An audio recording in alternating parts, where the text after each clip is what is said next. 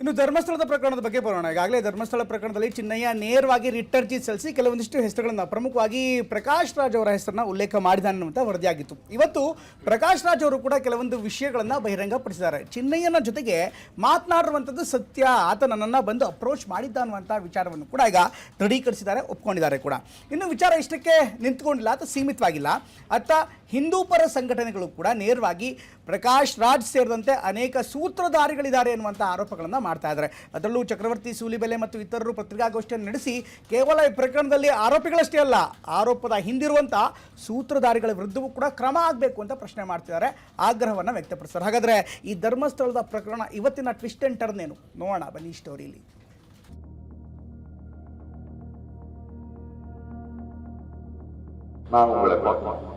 ನನ್ನ ಯಾಕಪ್ಪ ನೋಡಬಹುದು ಏನ್ ನಿನಗೇನಾದ್ರು ಹೇಳ್ಬೇಕಾದ್ರೆ ನಾನು ರೆಕಾರ್ಡ್ ಮಾಡಿ ವಾಯ್ಸ್ ಕಳಿಸು.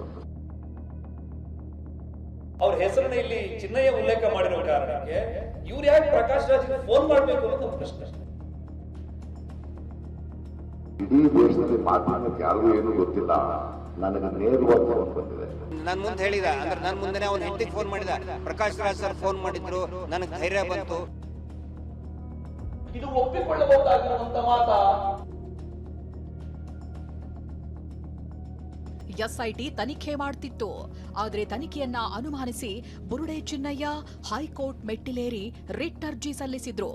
ಯಾರ್ಯಾರ ಪಾತ್ರ ಏನು, ಯಾರ್ಯಾರು ಏನು ಮಾಡಿದ್ರು, ಹಣ ಎಲ್ಲಿಂದ ಫಂಡಿಂಗ್ ಆಗಿತ್ತು, ನಾನು ಎಲ್ಲವನ್ನೂ ಹೇಳಿದ್ರು 9 ತಿಂಗಳು ಕಳೆದ್ರು ಆರೋಪಿಗಳ ವಿರುದ್ಧ ಕ್ರಮ ಕೈಗೊಂಡಿಲ್ಲ ಅಂತ ರಿಟ್ ಅರ್ಜಿಯಲ್ಲಿ ಆರೋಪಿಸಿದ್ರು. ಇದರಲ್ಲಿ ನಟ ಪ್ರಕಾಶ್ ರಾಜ್ ಹೆಸರನ್ನ ಚಿನ್ನಯ್ಯ ಉಲ್ಲೇಖ ಮಾಡಿದ್ದು ಸಾಕಷ್ಟು ಚರ್ಚೆಗೆ ಗ್ರಾಸವಾಗಿತ್ತು. ಇದಕ್ಕೆ ಪುಷ್ಟಿ ಕೊಡುವಂತೆ ಚಿನ್ನಯ್ಯ ಜೊತೆ ನಾನು ಮಾತನಾಡಿದ್ದು ನಿಜ ಅಂತ ಪ್ರಕಾಶ್ ರಾಜ್ ಒಪ್ಪಿಕೊಂಡಿದ್ದಾರೆ. ಆದ್ರೆ ಇವ್ರನ್ನ ಮಂಡ್ಯದವರು ಅಂತ ಇದ್ರಲ್ಲ ತಮಿಳು ಕೇಳಿಸ್ಕೊಂಡೆ, ಏನಪ್ಪ ನಾನು ಉಂಗಳೇ ಪಾಕನು ನನ್ನ ಯಾಕಪ್ಪ ನೋಡ್ಬೇಕು, ಏನ್ ಗೊತ್ತು ನನಗೆ. ಆದ್ರೆ SIT ಫಾರ್ಮ್ ಮಾಡಿದ್ದಾರೆ, ಹೋಗು ಸರ್, ಧೈರ್ಯ ಇಲ್ಲ ನನಗೆ. ಬೆಂಗಳೂರಿನಲ್ಲಿ ಸುದ್ದಿಗೋಷ್ಠಿ ನಡೆಸಿದ ನಟ ಪ್ರಕಾಶ್ ರಾಜ್ ತಮ್ಮ ಮೇಲಿನ ಆರೋಪಕ್ಕೆ ಸ್ಪಷ್ಟನೆ ಕೊಟ್ರು.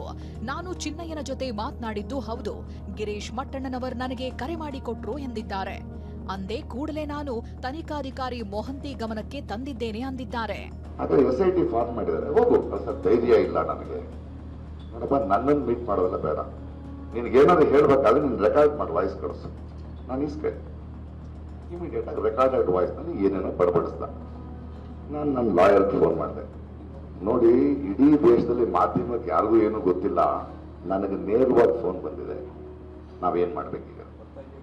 ಇಮ್ಮಿಡಿಯೇಟ್ ಆಗಿ ನಾನು ಆ ದಿನವೇ ಇವ್ರಿಗೆ ಫೋನ್ ಮಾಡಿದೆ, ನಮ್ಮ ಮೊಹಂತಿ ಅವ್ರಿಗೆ. ಮೊಹಂತಿ ಸರ್, ಇದು ಫಾರ್ವರ್ಡ್ ಈ ಥರ ಇದೆ, ನಾನು ನಿಮ್ಮನ್ನು ಭೇಟಿ ಮಾಡಕ್ಕೆ ಬರ್ತಾ ಇದ್ದೀನಿ ಅಂತ ನೇರವಾಗಿ ಅಪಾಯಿಂಟ್ ತೊಗೊಂಡು ಬಂದು, ನೀವು ಮಂಡ್ಯದವರ ತಮಿಳು ಮಾತಾಡ್ತಾರೆ, ಅದು ಯಾವ ಭಾಷೆ ಪ್ರಕಾಶ್, ನೀವು ಹಲವು ಭಾಷೆ ಮಾತಾಡ್ತಿರಲ್ಲ, ಅದು ಸ್ವಲ್ಪ ತೆಲುಗು ಮಿಕ್ಸ್ ಆಗಿದೆ ಸರ್, ಇದು ವಿಷಯ. ಪ್ರಕರಣದಲ್ಲಿ ನಾನು ಭಾಗಿಯಾಗಿದ್ದೀನಿ ಅಂತ ಪ್ರಕಾಶ್ ರಾಜ್ ಹೇಳೋಕೆ ಸಿದ್ಧರಿದ್ದಾರಾ ಅಂತ ಚಕ್ರವರ್ತಿ ಸೂಲಿಬೆಲೆ ಪ್ರಶ್ನೆ ಮಾಡಿದ್ರು. ಯಾರು ಇದರ ಹಿಂದೆ ನಿಂತು ಚಿನ್ನಯ್ಯನಿಗೆ ಪ್ರೇರಣೆ ಕೊಟ್ಟಿದ್ರು ಅದೇ ಪ್ರಕಾಶ್ ರಾಜ್ ಹೇಳ್ತಾರೆ, ನಾನೇ ಅಂದ್ರೆ ಪ್ರಕಾಶ್ ರಾಜ್ ನನಗೆ ತುಂಬಾ ಗೌರವ ಇದೆ, ಇವತ್ತು ನಿಮಗೆ ಜ್ಞಾನೋದಯ ಆಗ್ತಾ ಇದೆ, ಅದರ ನನಗೆ ಹಿಂದಿನಿಂದಲೂ ಗೊತ್ತಿದೆ ಅಂತ ನೀವು ಹೇಳ್ತಿದ್ದೀರಿ, ಇದು ಒಪ್ಪಿಕೊಳ್ಳಬಹುದಾಗಿರುವಂತ ಮಾತಾ? ಅಥವಾ ಸ್ವತಃ ಪ್ರಕಾಶ್ ರಾಜ್ ಅವರು ಹೌದು ನಾನು ಈ ತರದೊಂದು ಪ್ರಕರಣದಲ್ಲಿ ಭಾಗಿಯಾಗಿದ್ದು ನನ್ನ ತಪ್ಪು, ನಾನು ಕ್ಷಮೆ ಕೇಳ್ತೀನಿ ಅಂತ 7 ಕೋಟಿ ಜನರ ಎದುರಿಗೆ ಕ್ಷಮೆ ಕೇಳ್ತಾರ ಇವತ್ತು? ಪ್ರಕಾಶ್ ರಾಜ್ ಒಬ್ಬ ಆರೋಪಿ ಈ ಪ್ರಕರಣದಲ್ಲಿ. ಅಂದ್ರೆ ಈ ಪ್ರಕಾಶ್ ರಾಜ್ ನನಗೆ ಅವ್ರ ಹೆಸರನ್ನ ಇಲ್ಲಿ ಚಿನ್ನಯ್ಯ ಉಲ್ಲೇಖ ಮಾಡಿರೋ ಕಾರಣಕ್ಕೆ ಇವ್ರು ಯಾಕೆ ಪ್ರಕಾಶ್ ರಾಜ್ ಫೋನ್ ಮಾಡಬೇಕು ಅನ್ನೋದು ನಮ್ಮ ಪ್ರಶ್ನೆ. ಸೂತ್ರಧಾರಿಗಳು ಬೇರೆಯವರು ಇದ್ದಾರೆ ಅನ್ನುವಂಥದ್ದು ಇವತ್ತು ಯಾರು ಷಡ್ಯಂತ್ರದ ಮುಖ್ಯ ಪಾತ್ರಧಾರಿಗಳಿದ್ರು ಅವರೇ ಹೇಳ್ತಾ ಇದ್ದಾರೆ. ಅದರ ಸೂತ್ರಧಾರಿಗಳು ಯಾರು ಅಂತ ಇನ್ನೂ ಬಹಿರಂಗ ಮಾಡ್ತಾ ಇಲ್ಲ. ಈಗ ವಸಂತರು ಹೇಳಿದಾಗೆ ಅಂತಾರಾಷ್ಟ್ರೀಯ ಮಟ್ಟದಲ್ಲಿ ಎಷ್ಟು ಪ್ರಮಾಣದಲ್ಲಿ ಒಂದು ಧಾರ್ಮಿಕ ಹಿಂದೂ ಶ್ರದ್ಧಾ ಕೇಂದ್ರಕ್ಕೆ ಅಪಮಾನ ಮಾಡಬೇಕಾ ಅಷ್ಟು ಪ್ರಮಾಣದಲ್ಲಿ ಇವತ್ತು ಧರ್ಮಸ್ಥಳಕ್ಕೆ ಅಪಮಾನವನ್ನು ಮಾಡಿದ್ದಾರೆ. ಅದನ್ನು ಸರಿ ಮಾಡುವಂತಹ ವ್ಯವಸ್ಥೆ ಅಪಮಾನ ಮಾಡಿದಂತವ್ರು ಯಾರು ಇವತ್ತು ಮಾಡ್ತಾ ಇಲ್ಲ. ಧರ್ಮಸ್ಥಳದ ಧರ್ಮಾಧಿಕಾರಿ ವಿರುದ್ಧ ಅವಹೇಳನಕಾರಿ ಪೋಸ್ಟ್ ಸಂಬಂಧ ಎಫ್ಐಆರ್ ರದ್ದು ಕೋರಿ ಗಿರೀಶ್ ಮಟ್ಟಣ್ಣನವರ್ ಅರ್ಜಿ ಸಲ್ಲಿಸಿದ್ರು. ಗಿರೀಶ್ ಮಟ್ಟಣ್ಣನವರ್ ಹಾಕಿದ್ದ ಪೋಸ್ಟ್ಗಳಿಗೆ ಹೈಕೋರ್ಟ್ ಅಸಮಾಧಾನ ವ್ಯಕ್ತಪಡಿಸಿದೆ. ಭಿನ್ನಾಭಿಪ್ರಾಯಗಳಿಗೆ ಪ್ರಜಾಪ್ರಭುತ್ವದಲ್ಲಿ ಅವಕಾಶ ಇದೆ, ಇದಕ್ಕಲ್ಲ ಅಂತ ನ್ಯಾಯಮೂರ್ತಿ ಎಂ ನಾಗಪ್ರಸನ್ನ ಅವರಿದ್ದ ಹೈಕೋರ್ಟ್ ಪೀಠ ಅಭಿಪ್ರಾಯಪಟ್ಟಿದೆ. ಇಂತಹದ್ದನ್ನೆಲ್ಲ ನಿಲ್ಲಿಸೋದಾಗಿ ಪ್ರಮಾಣ ಪತ್ರ ಸಲ್ಲಿಸುತ್ತೀರಾ ಅಂತ ಜಡ್ಜ್ ಕೇಳಿದ್ರು. ಇದಕ್ಕೆ ಗಿರೀಶ್ ಮಟ್ಟಣ್ಣನವರ್ ಪರ ವಕೀಲರು ಒಪ್ಪಿದ್ದಾರೆ. ವಿಚಾರಣೆಯನ್ನ ಜೂನ್ 22ಕ್ಕೆ ಹೈಕೋರ್ಟ್ ಮುಂದೂಡಿದೆ. ಕಿರಣ್ ಹನ್ಯಡ್ಕ, TV9 ಬೆಂಗಳೂರು.